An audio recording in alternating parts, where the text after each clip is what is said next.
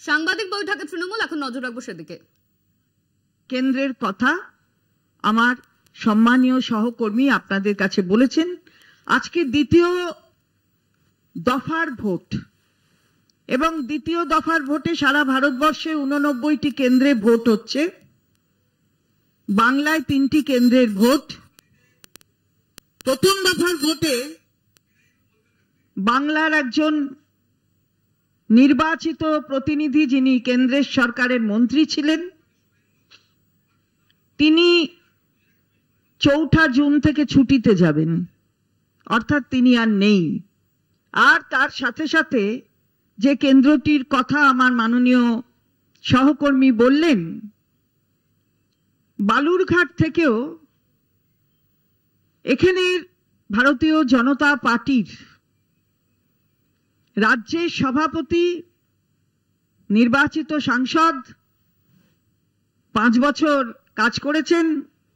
কি কাজ করেছেন তার উত্তর আজকে বালুরঘাটের মানুষ দিয়ে দিয়েছেন। যে কথা সম্মানীয় ব্রাত্য বসু বলেছেন, তারও ছুটি, অর্থাৎ দ্বিতীয় দফায় রাজ্যের সভাপতিরও ছুটি হলো।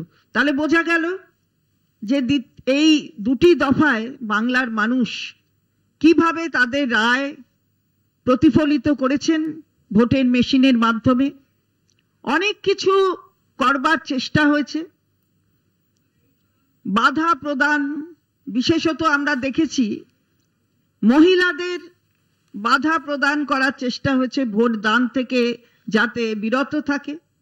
কিন্তু মহিলাদের দীর্ঘ লাইন 3টি কেন্দ্রেই বুঝিয়ে দিয়েছে যে আজকে যোগ্য জবাব কেন্দ্রের বঞ্চনার বিরুদ্ধে, কেন্দ্রের সত্য কথা না বলার বিরুদ্ধে, অর্থাৎ অসত্য কথা বলার জন্য মেয়েরা বিশেষ করে কিভাবে এগিয়ে এসে জবাব দিয়েছে। এবং এই 3টি কেন্দ্রের মানুষ যারা ভোট প্রদানে যারা অংশ নিয়েছেন তারা কিভাবে দিয়েছেন, এটা 4 জুন তো প্রকাশ পাবেই, তার ইঙ্গিত আমরা আজকেই পেয়ে গেলাম। রায়গঞ্জেও ঠিক একই হয়েছে। রায়গঞ্জেও অনেক কেন্দ্রীয় বাহিনী টাহিনী নিয়ে আসা হয়েছিল, বাহিনী টাহিনী আমরা দেখেছি, কিন্তু ফল কিছু হবে না। রায়গঞ্জের প্রার্থী আপনারা দেখেছেন, যিনি আগে নির্বাচিত ছিলেন, তাকে তো সেখানে এবারের তাকে যোগ্য মনে করা হয়নি, তাকে বহুদূরে পাঠিয়ে এখানে নিয়ে আসা হয়েছে, অর্থাৎ কলকাতা শহরের একটি কেন্দ্রের মধ্যে। ফলে বোঝাই যায় যে রায়গঞ্জে ভারতীয় জনতা পার্টিও জানে যে মানুষের আশা পূরণ করতে তারা সমর্থ হয়নি। ফলে সেই রায়গঞ্জেও অনেক ভোট প্রদানে বাধা তৈরি করার চেষ্টা হয়েছে, কিন্তু মানুষ তা মানেননি। মহিলারাও দীর্ঘ লাইন দিয়েছেন। এর সাথে দার্জিলিং কেন্দ্র আপনারা দেখেছেন সকাল থেকেই কিভাবে অধুনা যিনি সাংসদ আছেন তিনি নিজের সেই জায়গায় রিপোলিং চেয়েছেন 40টা বুথের। তাহলে বোঝাই যাচ্ছে যে রিপোলিং চাইছেন যখন, অর্থাৎ আবার নির্বাচন হোক, মানে হারার আগেই, নির্বাচনের ফলাফলের আগেই তিনি হেরে বসে আছেন।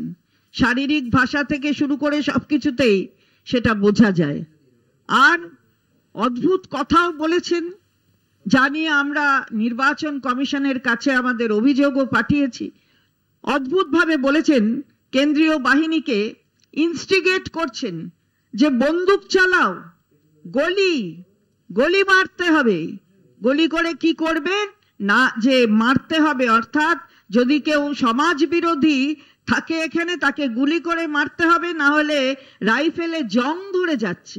এটা নাকি একটা ভাষা হলো, রাইফেলে জং ধরে যাচ্ছে, তাই মানুষকে মেরে ফেলতে হবে। কে সমাজ বিরোধী আর কে সমাজের পক্ষে সেটা বুঝি ইনি দাঁড়িয়ে দাঁড়িয়ে প্রার্থী দাঁড়িয়ে দাঁড়িয়েই ঠিক করে দিতে পারেন। অর্থাৎ ভারতবর্ষের কোনো আইন নেই, কিন্তু রাইফেল আছে, গুলি আছে।